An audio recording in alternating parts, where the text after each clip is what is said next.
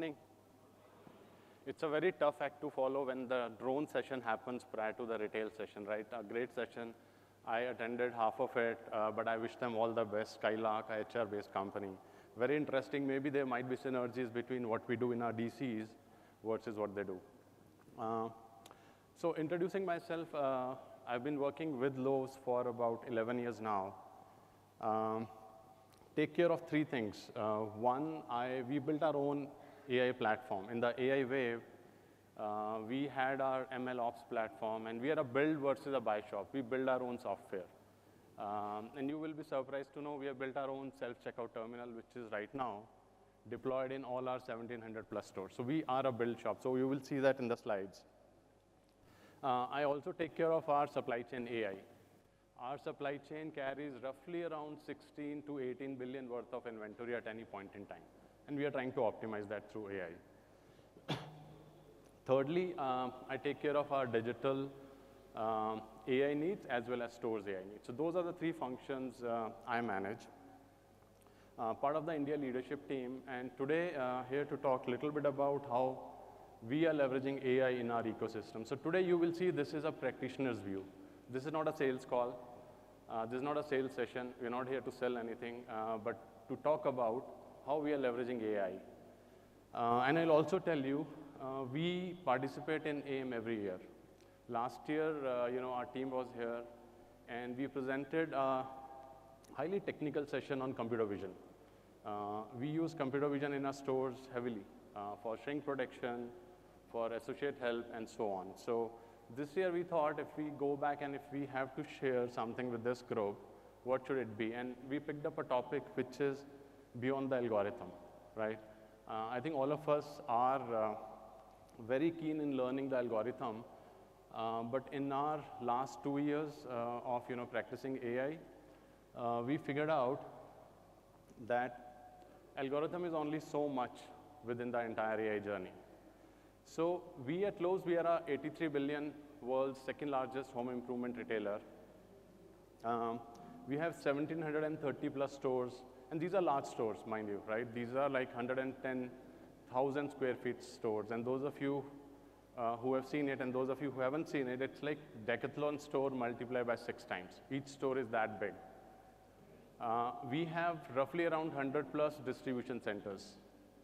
15 of those all across US, and each distribution center is roughly 1.5 million square feet. Carries almost 1,000 plus trucks at any point in time. So the scale, I'm just giving you some context so that you can understand the scale that we are talking about. We serve almost 15 million customers every week that we interface with. And from an India perspective, we are roughly around 5,000 people. Good diversity ratio. We are considered to be one of the best workplaces in India to work, where women work. 70% engineers and tech workforce. Tech is, where we started with. But now we also have around 30% of business services, which is merchandising, marketing, finance, HR, and so on. Moving on, although it's not about algorithms, but we leverage everything, right? We have 300,000 plus associates that work across our stores, supply chain, corporate offices, but we leverage everything, I'll tell you. However, I'll give you a flavor of, and we call it classic AI, right? After generative AI came in, we have started to use classic or traditional for our AI. So few examples I'll share with you, and I spoke about computer vision, that we use heavily in our stores, and I'll share with you an example, which is called a nudge. So when you go and scan something in a self-checkout terminal, which I said we built it here from our office in India, including software and hardware, nudge is something if you mis-scan a product in self-checkout terminal, or if there is a theft that is happening, we have signals through cameras where we can send a nudge back to the self-checkout terminal to ask the customer to scan that product, intentionally or unintentionally if you have missed it out. But why it is very important is that we did not want to introduce friction in between, right? You don't want to do that every time a customer misses a scan, or, if you are having your personal product, sometimes there are phones, there are dogs, you have your personal items, right? You don't want to mis-scan and send a nudge to the customer. It will introduce friction, because self-checkout terminals for us was a huge productivity gain. But AI augmented all of that and reduced shrink in a big way, right? So this is something that we have built in-house. All algorithms, including interface with the cameras, and you saw DeepStream, which is an AI interface for us from a video reception perspective. We use that a lot.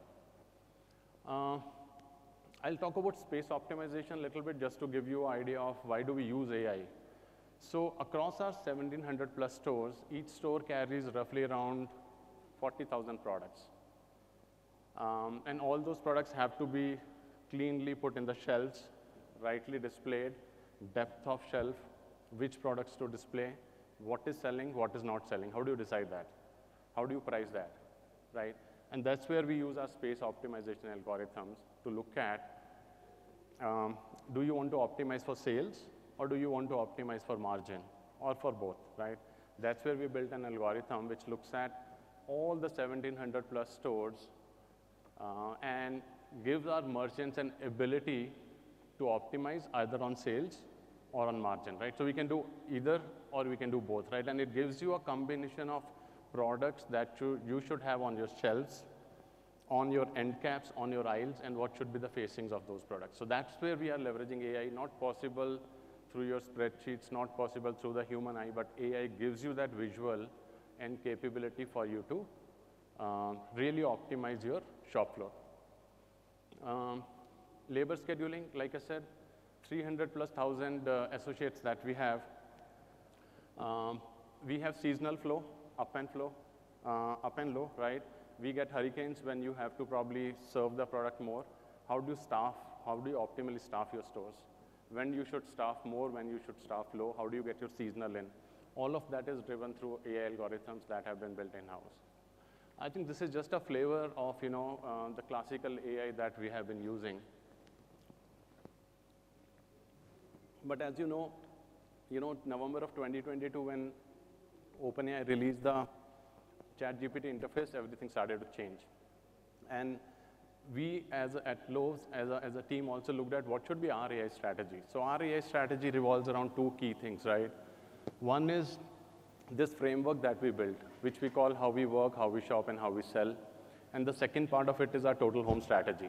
So anything that we do on AI, we said we don't want to die 1,000 cuts. We don't want to die by 1,000 cuts, right? So we had a very intentional approach towards how do we build AI.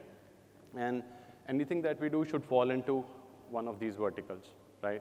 And to give you an example, what we did was we said first we need to focus on our customers.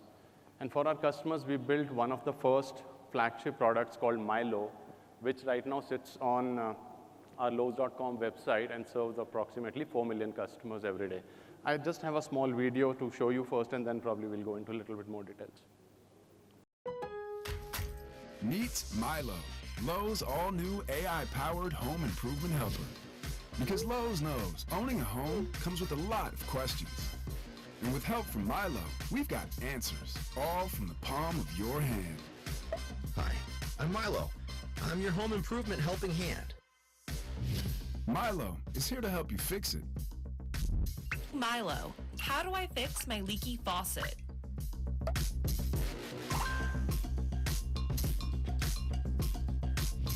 Here to help you save money.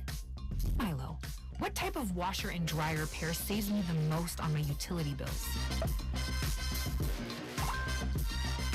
Here to help you replace it. Milo, show me the top-rated French door refrigerators I can get delivered and installed next day. Milo, what stain and supplies do I need to refinish an antique table? And also, here to help you dream it. Milo, how do I plant a raised veggie garden? Finding answers to all your home improvement questions just got a lot easier.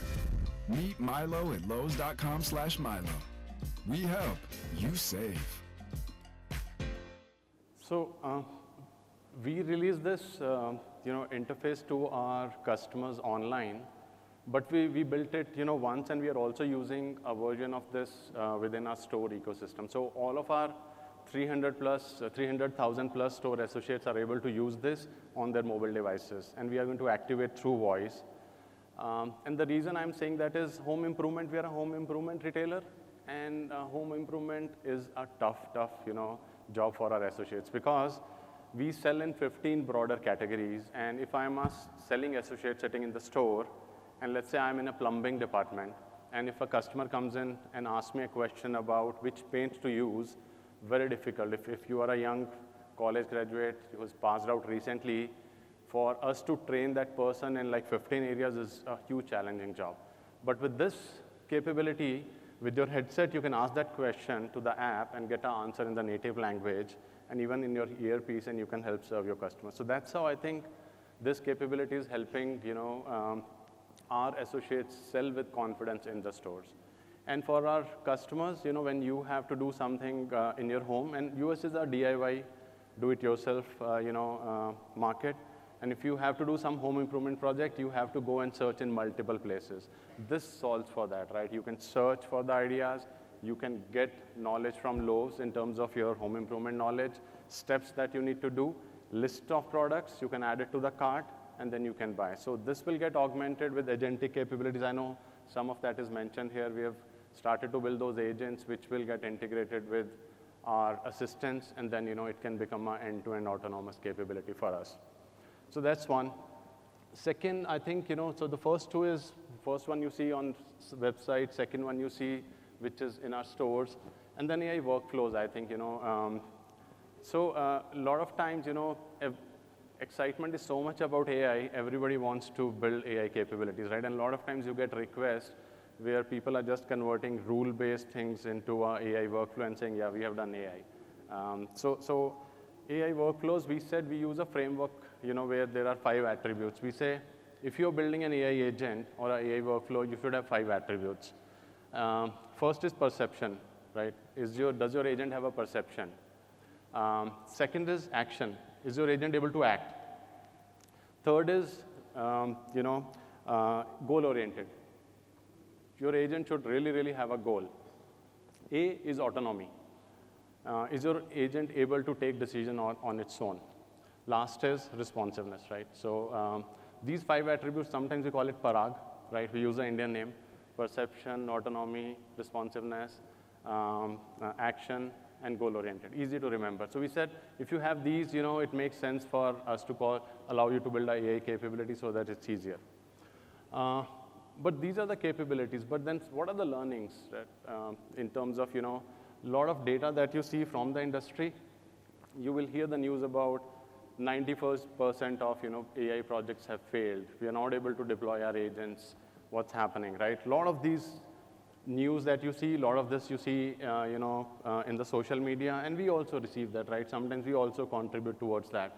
But if you see on the top, on the bottom left side, we try to put some of these principles in play to make sure that we are successful. It's not that our projects did not fail, we failed, right? When we were building the first few capabilities, we had our own challenges. We did shelf off some of our projects. But some best practices that we followed. First, I think the business sponsorship was key for us. If you are building like a typical project life cycle, you see here AI project life cycle is very different than the, your typical project life cycle. Milo, when we first deployed, it had an accuracy of 43%, right? Typically, if you deploy something like that, business will not accept it. That's where business sponsorship is the key. So if you're building something for your own, make sure that you have a business sponsorship. So that was a big difference for us in terms of governance structure, changing the operating model, having the business lead this shoulder to shoulder with us. Change management, I'll tell you 70% of the work from a leadership perspective that we end up doing on our projects is change management. Because when you hire an associate, and I'll use the store example, you're training associates on what they need to know. Now they need to train them on how they should interact with the customer rather than the knowledge part. Knowledge part, I think we are serving them on at will, right, when they need to know. And lastly, kill list is very important, right? Otherwise, you will end up having such a large list of things that you will get a request on, and the governance committee is extremely critical to have that kill list saying this does not align with our overall AI strategy or the corporate strategy. We do not want to build that. So what are we doing? How are we looking at what's going to happen next year, the following year, and the following year, right?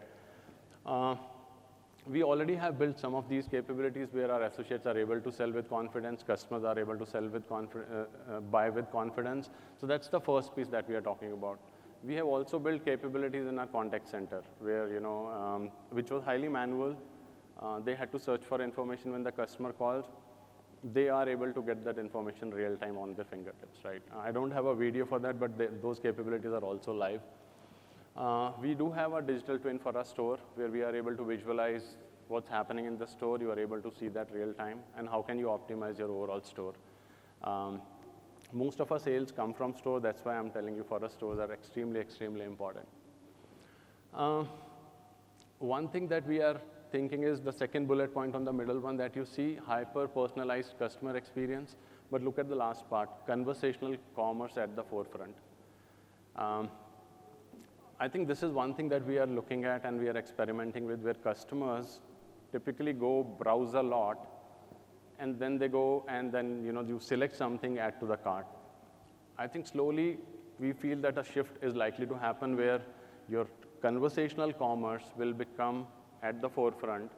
When the customer starts to interact with you, you will know everything about the customer. The buying pattern, the project you're working on, what products to recommend, and the buyer decision can happen within the chat interface rather than on the site, right? And that's where agentic commerce comes in, where it will enable some of those behaviors where you don't spend time browsing, and especially with Gen Zs and all, they are changing a lot of companies how they perform, right? So in the US, we are seeing those patterns where you don't go and browse the site. You just ask, I need this, buy now, and it happens. Developer productivity, I think, is a hot topic. Everybody talks about it.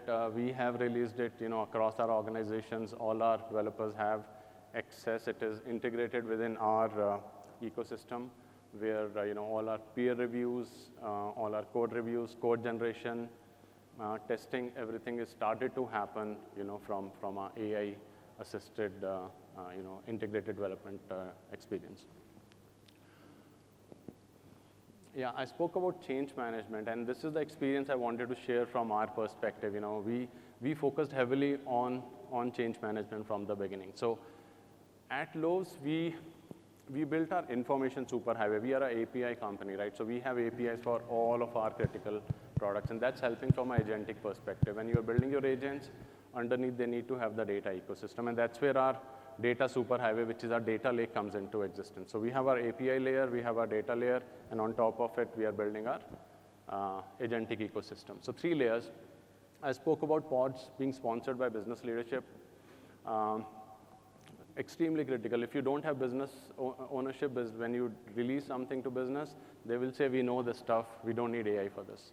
It has changed after November of 2022. There are asks, but it's still a challenge from an adoption perspective. And that's where your leading and lagging indicators are very important. So your leading indicators are, and that's something that we use within Lowe's, is if you build an AI product, do you have the right adoption? Do you have the right quality? Do you have the right response, right? That you will get to know the moment you release something in production. But you will not know the value, because your accuracy might be only 30% on the first day, and you are going to iterate over and then increase the accuracy of that. And that's where your lagging indicators, are you impacting sales? Are you impacting experience? Are you impacting margin or anything else? That's your lagging indicator, right? So that's how I think we leverage it, and we told the story based on that.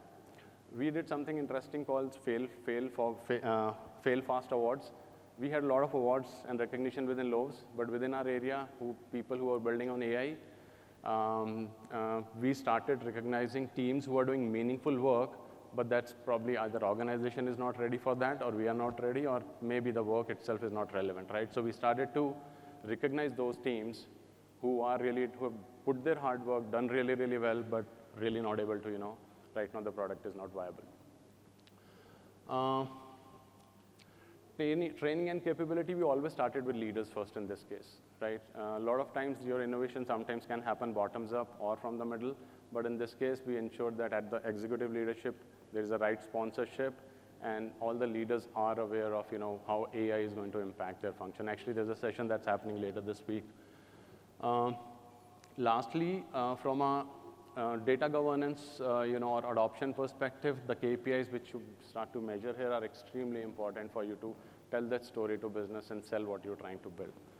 So that's what I had. I can take a pause, and if there are questions, more than happy to take it.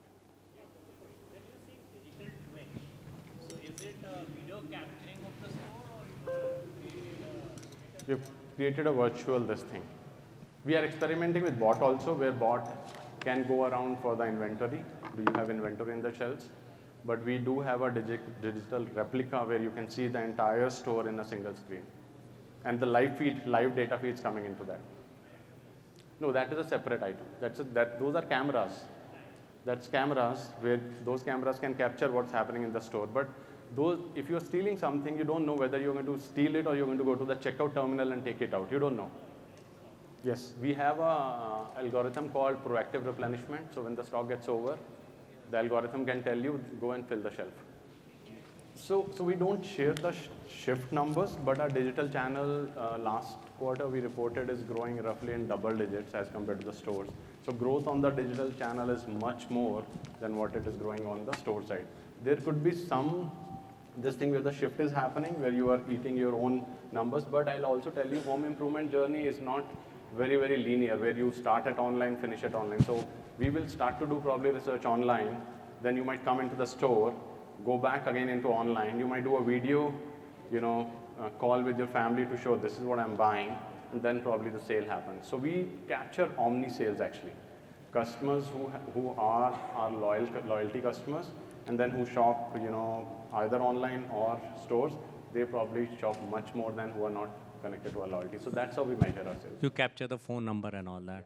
And when is the agentic AI coming into picture? And when will it roll out finally? So for one of the areas we have rolled out where you can place an order end to end. It is a Lowe's Pro services where we have rolled out an agent through chat. You can just place your order directly there. On the Milo, I think it is yet to be deployed on Milo. Okay. And there's no human intervention in that? No human intervention. Okay. Thank you. Yeah. Hi, sir. Thank you so much. First of all, thank you for wonderful presentation. Yesterday, while we were listening to multiple speeches, one thing that we got to know is voice is the next big thing, right? And mixing with AI, voice-enabled AI is something that is the next big thing. Yeah. So what do you think? How are you guys planning to integrate voice into your platform? So I spoke about Milo Companion, which sits in a store.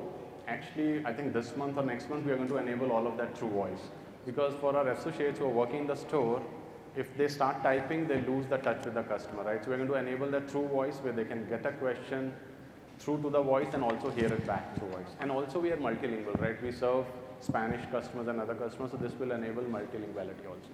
Got it. And one more question, right? From a business standpoint, if I look at the model of DMart, the placements are in such a way that it enables customer to buy. For example, a chocolate is on the rack. It might not be in my mindset, but I would like to buy because I saw it, right? And similarly, in your workspace, let's say there is a cool, I would say, washer or a cool tab that feels attractive to me. So do you think there would be a shift in the buying pattern or buying behavior if you are bringing in just to ask and then they are redirected to the direct warehouse or direct place? Great question. We do that, right? So we do that from multiple angles. One, if you're working on a project, let's say you're doing your bath refresh, so we make sure that those are co-located. And we also look at adjacencies, which products will go together. And all that is taken into account in the space optimization to make sure that those products can be co-located and it's easier for customer to pick those up. Right. Thank you. Thank you so much, gentlemen. One last question from you. Hi, Amit. My name is Charan. So retail is a very vast and distributed space, like there are different players, third party, etc., etc. So with the model that you showed in here, how Lowe's work, sell, and operate. Shop, sorry. Yeah. How do you extend the same model with the other players in the retail space? Somebody like warehouse management players, transportation, shippers, etc. Because to achieve a seamless experience, it quite has some impact and a dependency.